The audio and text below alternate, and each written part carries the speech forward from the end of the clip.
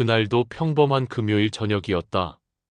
회사 동료들과의 회식을 마치고 지하철역으로 향하는 길에서 나는 그녀를 만났다. 횡단보도 앞에서 신호를 기다리며 스마트폰을 보고 있던 그녀가 갑자기 당황한 표정을 지었다. 배터리가 다 떨어진 것 같았다. 당황해하며 나에게 길을 묻는 그녀. 회식을 하며 술은 한 잔 한 탓인지 모르겠지만 어딘가 모르게 웃음이 새어나왔다. 처음 보는 그녀가 귀여운 느낌도 들었다. 마침 같은 방향으로 가야 했던 나는 자연스럽게 길을 물어보는 그녀에게 도움을 줄 수 있었다. 수진이라는 이름의 그녀는 생각보다 활발하고 밝은 성격이었다. 지하철을 타고 가는 동안 우리는 자연스럽게 대화를 나눴다. 그녀는 디자인 회사에서 일한다고 했고, 나는 IT 회사에서 개발자로 일한다고 소개했다. 서로의 직업에 대한 호기심으로 이야기가 끊이지 않았다. 그녀가 내려야 할 역에 도착했을 때 나는 용기를 내어 연락처를 물어봤다. 다행히 그녀도 흔쾌히 번호를 알려주었다. 구독과 좋아요는 다음 이야기를 이어가는데 큰 힘이 됩니다. 한 번씩 꼭 부탁드릴게요. 그 이후로 우리는 매일 문자를 주고받았다. 처음에는 일상적인 안부를 묻는 수준이었지만 점점 더 깊은 이야기들을 나누게 되었다.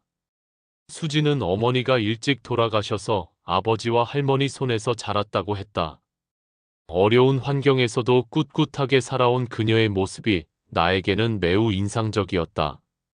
첫 만남으로부터 2주가 지나고 우리는 정식으로 첫 데이트를 했다. 강남의 작은 이탈리안 레스토랑에서 저녁을 먹으며 더 많은 이야기를 나눴다. 그녀는 내 농담에 밝게 웃어주었고, 나 역시 그녀의 따뜻한 성격에 점점 빠져들고 있었다. 데이트가 끝날 무렵, 그녀가 조심스럽게 물어봤다. 혹시 진지한 만남을 생각하고 있는지에 대해서였다. 나는 망설임 없이 그렇다고 답했다. 그렇게 우리는 연인이 되었다. 처음 몇 달 동안은 정말 행복했다. 주말마다 만나서 데이트를 했고, 평일에도 시간이 날 때마다 만났다. 수지는 세심하고 배려심이 깊었다. 내가 야근으로 힘들어할 때는 집 앞까지 와서 간단한 야식을 사주기도 했다. 나 역시 그녀에게 최선을 다했다. 그녀가 좋아할 만한 선물을 고르고 특별한 날에는 깜짝 이벤트를 준비하기도 했다. 교제한 지 반년이 지날 무렵 수진이 가족을 소개하고 싶다고 했다. 아버지와 함께 살고 있는데 나를 꼭 만나보고 싶어 하신다는 것이었다. 나는 긴장되면서도 기뻤다. 그녀가 나를 가족에게 소개한다는 것은 우리 관계를 진지하게 생각하고 있다는 의미였기 때문이다. 수진의 집은 강북의 오래된 주택가에 있는 작은 단독주택이었다. 문을 열어주신 아버지는 60대 중반으로 보이는 온화한 인상의 분이셨다. 첫 만남임에도 불구하고 매우 반갑게 맞아주셨다. 아버지는 젊은 시절 작은 사업을 하셨다고 하셨고, 지금은 은퇴하셨지만 여전히 활동적인 모습이셨다. 그날 저녁 식사 자리에서 아버지는 내 직업과 가정 환경에 대해 자세히 물어보셨다. 나는 최대한 정중하고 솔직하게 답변드렸다. IT 개발자로 일하고 있으며 부모님은 지방에서 작은 사업을 하고 계시고 나는 서울에서 혼자 살고 있다고 말씀드렸다. 아버지는 고개를 끄덕이시며 흐뭇한 표정을 지으셨다. 식사를 마친 후 아버지는 나를 따로 불러 진지한 이야기를 나누셨다. 수진이가 어렸을 때부터 힘들게 살았는데 이제 좋은 사람을 만난 것 같아 마음이 놓인다고 하셨다. 그리고 만약 우리가 결혼을 생각하고 있다면 적극 지지하겠다고 말씀하셨다. 나는 아직 구체적으로 생각해 본 적은 없지만 수진이와의 미래를 진지하게 고려해 보겠다고 답변드렸다.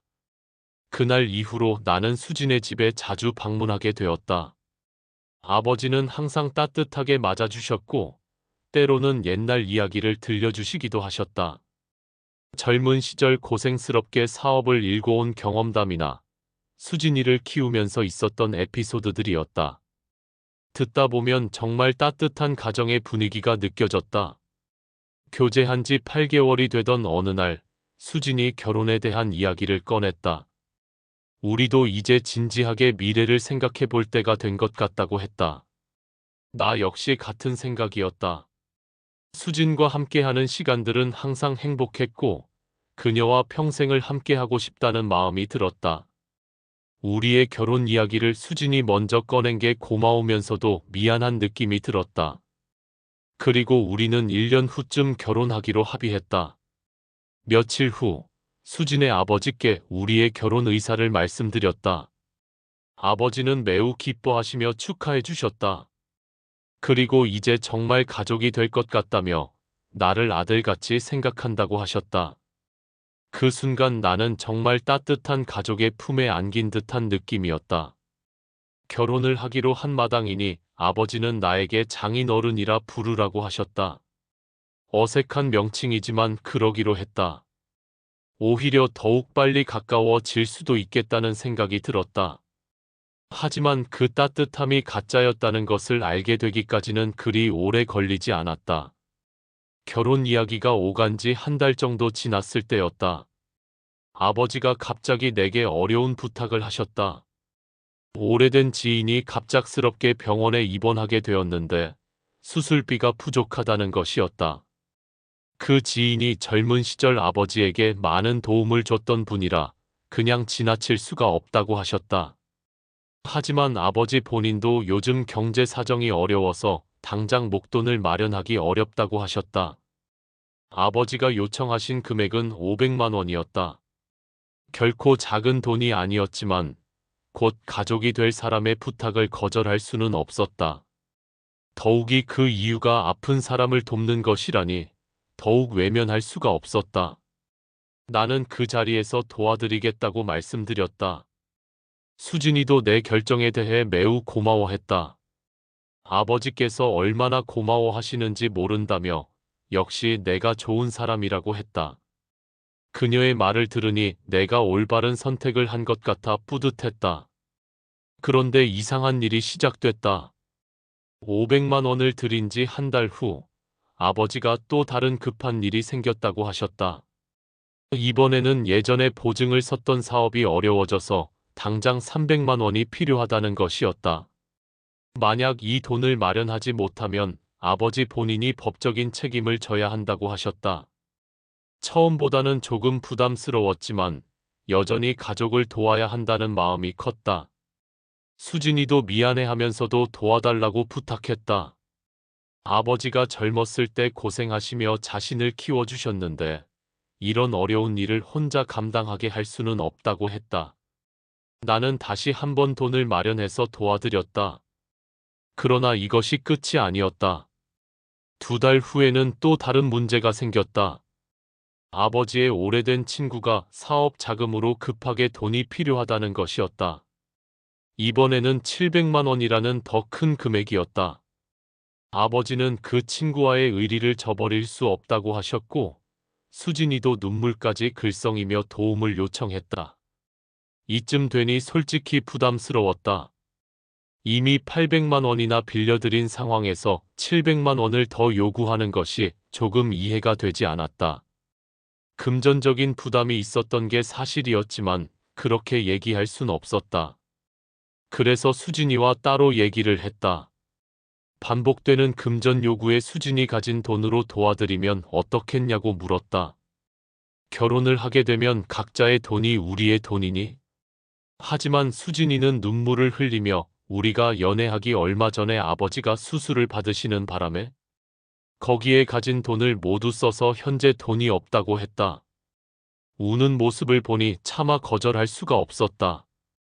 그녀는 정말 아버지를 사랑하고 있었고 아버지의 어려운 상황을 해결해주고 싶어 했다.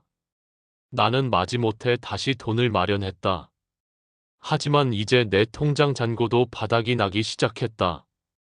적금을 해지하고 보험을 중도 해지해서 돈을 마련했지만 한계가 있었다. 더 이상은 쉽게 큰 돈을 마련하기 어려운 상황이 되었다. 그런 와중에도 우리의 결혼 이야기는 계속 미뤄지기만 했다. 처음에는 1년 후에 결혼하기로 했었는데 어느새 그 시기가 다가왔음에도 구체적인 준비는 전혀 이뤄지지 않고 있었다. 내가 결혼 날짜를 구체적으로 정하자고 하면 아버지나 수진이나 모두 애매한 반응을 보였다. 아직 정리해야 할 일들이 많다거나 조금 더 안정된 후에 하는 것이 좋겠다는 식으로 말을 돌렸다. 나는 점점 의문이 들기 시작했다. 도대체 언제까지 이런 식으로 돈만 요구하고 결혼은 미루는 것인지 이해할 수 없었다. 더욱이 아버지 주변에는 왜 이렇게 돈이 급한 사람들이 많은 것인지도 의문이었다. 그러던 어느 날 또 다른 요구가 들어왔다. 이번에는 수진이가 직접 나서서 부탁을 했다. 자신이 다니는 회사에서 새로운 프로젝트를 시작하는데 초기 투자금이 필요하다는 것이었다. 만약 이 프로젝트가 성공하면 앞으로 우리 생활이 훨씬 나아질 것이라고 했다. 요청 금액은 1,000만 원이었다. 이제는 정말 한계였다. 나는 수진에게 솔직하게 말했다. 지금까지 총 1,500만 원을 도와드렸는데 더 이상은 큰 돈을 마련하기 어렵다고 했다. 그리고 우리 결혼 준비도 구체적으로 시작해야 하는 것 아니냐고 물어봤다. 수진의 반응은 예상과 달랐다. 갑자기 차가워진 표정으로 나를 바라보며 자신들의 어려운 상황을 이해하지 못하는 것 같다고 했다. 그리고 만약 정말 자신을 사랑한다면 이런 어려운 시기에 함께 극복해 나가야 하는 것 아니냐고 되물었다. 마치 내가 이기적인 사람인 것처럼 몰아가는 분위기였다. 나는 혼란스러웠다. 정말 내가 너무 인색한 것인지 아니면 뭔가 잘못된 것인지 판단이 서지 않았다. 하지만 하나 확실한 것은 지금 상황이 정상적이지 않다는 것이었다. 회사의 친한 선배에게 이 상황을 한번 물어보기로 했다. 이 얘기를 들은 선배는 이 상황이 말이 안 되는 거라며 그녀의 주변을 좀 알아보라고 조언해줬다. 며칠 동안 고민한 끝에 나는 조심스럽게 조사를 시작했다. 먼저 수진이가 다닌다고 했던 디자인 회사에 대해 알아봤다. 회사명을 정확히 기억하고 있었기 때문에 인터넷 검색을 해봤더니 그런 회사는 존재하지 않았다. 혹시 작은 회사라서 정보가 없을 수도 있다고 생각해서 더 자세히 찾아봤지만 어디에도 그런 회사는 없었다. 의심이 더욱 커진 나는 수진이에 대해서도 조사를 시작했다. 그녀가 살고 있다는 집 주소를 바탕으로 부동산 등기부를 확인해봤다. 놀랍게도 그 집의 소유주는 아버지가 아니라 전혀 다른 사람이었다. 그리고 전세로 들어가 있는 사람의 이름도 수진이가 아니었다. 점점 더 의심스러워진 나는 사설탐정까지 고용했다. 전문가의 도움이 필요하다고 판단했기 때문이다. 사설탐정은 놀라운 사실들을 밝혀냈다. 먼저 수진이라는 사람 자체가 가짜 신분이었다. 그녀의 실제 이름은 김미영이었고 이미 3년 전에 다른 남자와 결혼을 약속한 사이였다. 그녀는 결혼을 약속한 다른 사람이 있는 상태에서 다른 남자와 연애하며 그녀의 아버지와 함께 돈을 갈취해왔던 것이다. 사설탐정의 조사 결과에 따르면 나 말고도 최소 3명의 다른 남자들이 비슷한 수법으로 당했다고 했다. 그들도 모두 연애 감정을 이용당해 수백만 원에서 수천만 원까지 돈을 빼앗겼다. 어떤 피해자는 집까지 담보로 잡혀 거의 파산 지경에 이르렀다고 했다. 모든 진실을 알게 된 나는 분노와 동시에 허탈함을 느꼈다. 지난 1년여 동안의 행복했던 기억들이 모두 가짜였다는 사실이 믿어지지 않았다. 수진이의 따뜻한 미소도 아버지의 자상한 모습도 모든 것이 계획된 연기였던 것이다. 하지만 나는 이대로 당하고만 있을 수는 없었다. 먼저 모든 증거를 정리해서 경찰서에 신고했다. 사기 혐의로 고발한 것이다. 내가 송금한 모든 기록과 사설탐정이 수집한 증거들, 그리고 다른 피해자들의 증언까지 모두 제출했다. 경찰 수사는 빠르게 진행됐다. 이미 다른 피해자들의 신고도 들어와 있는 상황이었고 증거들도 충분했기 때문이다. 수진이와 그녀의 공범은 곧 체포됐다. 수사 과정에서 밝혀진 바에 따르면 그들의 피해자는 나를 포함해 총 7명이었고 피해 금액은 1억 원을 넘었다. 재판 과정에서 나는 피해자 증인으로 법정에 섰다. 수진이는 변호사 옆에 앉아 있었지만 예전에 밝고 따뜻했던 모습은 전혀 찾아볼 수 없었다. 차가운 표정으로 고개를 숙이고 있을 뿐이었다. 판사는 그들의 행위를 매우 악질적인 사기 행위라고 규정했다. 단순히 돈만 가져간 것이 아니라 피해자들의 감정까지 농락했다는 점에서 죄질이 매우 나쁘다고 했다. 수진이는 징역 3년, 그녀의 공범인 아버지는 징역 2년 6월을 선고받았다. 그리고 피해 금액에 대한 배상 명령도 함께 내려졌다. 다행히 나는 법적 절차를 통해 내가 빼앗긴 돈을 대부분 돌려받을 수 있었다. 그들이 다른 피해자들에게서 가져간 돈들 중 일부가 아직 남아 있었고 부동산 등 재산도 몇 개 있었기 때문이다. 물론 전액을 다 돌려받지는 못했지만 적어도 경제적 타격은 최소화할 수 있었다. 하지만 내가 준비한 마지막 카드가 하나 더 있었다. 수진이의 실제 약혼자에 대한 정보를 사설 탐정을 통해 알아낸 것이다. 그는 수진이가 나와 사귀고 있는 동안에도 결혼 준비를 계속하고 있었던 것으로 보였다. 아마 수진이가 돈을 벌어오는 방법에 대해서는 정확히 알지 못했을 가능성이 높았다. 나는 그 남자를 직접 만났다. 처음에는 내 말을 믿지 않으려 했지만 구체적인 증거들과 법원 판결문을 보여주자 충격을 받았다. 자신이 사랑하고 결혼을 약속했던 여자가 다른 남자들과 연애를 하면서 사기를 쳤다는 사실을 받아들이기 어려워했다. 충격적인 건 얼마 뒤 그 남자는 수진이와 함께 살 준비를 하고 있다고 했다. 그녀가 갑자기 해외 파견을 가야 해서 결혼은 몇 년 뒤로 미루자고 했다고 한다. 수진이는 해외 파견이 아니라 감옥을 가는데 말이다. 그 남자는 며칠 후 모든 것을 포기하고 그녀와의 인연을 없었던 것으로 하겠다고 했다. 그의 가족들도 처음에는 황당해했지만 사실을 알게 된 후에는 오히려 미리 알게 되어 다행이라고 했다. 모든 일이 정리되고 내 기억이 점점 흐려질 때쯤 나는 우연히 수진이를 다시 만났다. 시장 근처에서였는데 예전에 밝고 세련된 모습은 완전히 사라져 있었다. 초라한 옷차림에 헬쑥해진 얼굴로 혼자 걷고 있었다. 그녀는 나를 보자마자 고개를 숙였다. 나는 굳이 그녀에게 다가가지 않았다. 이미 끝난 일이었고 더 이상 그녀와 나눌 말도 없었다. 다만 그 순간 나는 복잡한 감정을 느꼈다. 분노나 원망보다는 허무함 같은 것이었다. 지금 돌이켜보면 처음부터 이상한 점들이 많았다.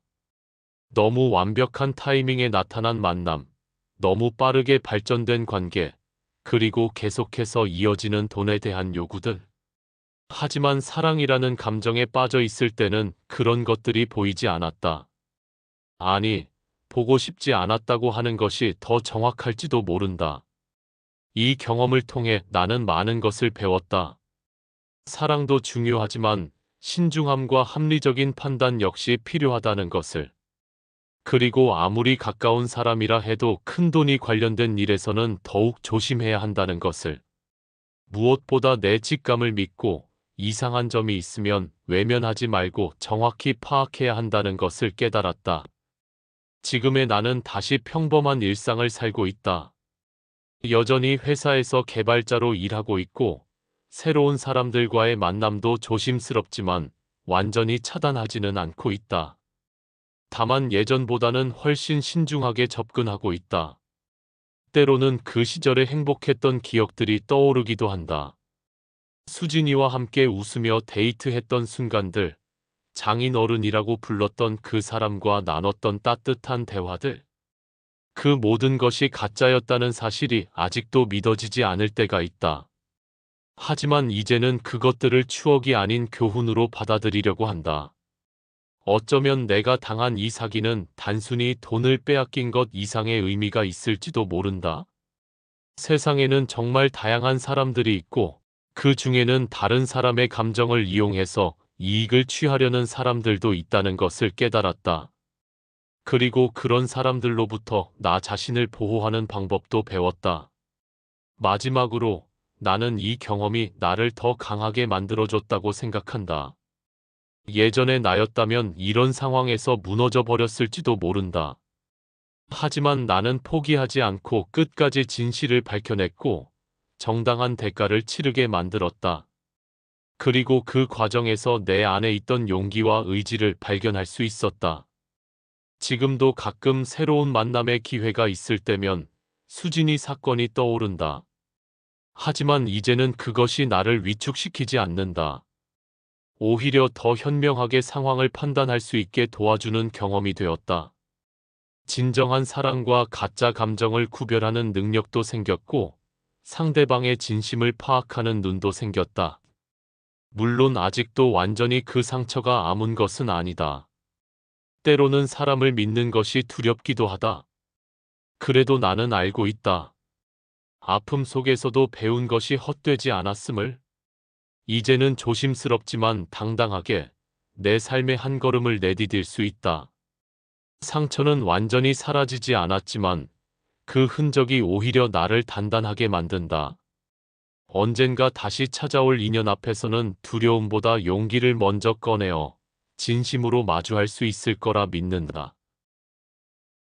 구독과 좋아요는 다음 영상을 만드는데 큰 힘이 됩니다. 시청해주셔서 감사합니다.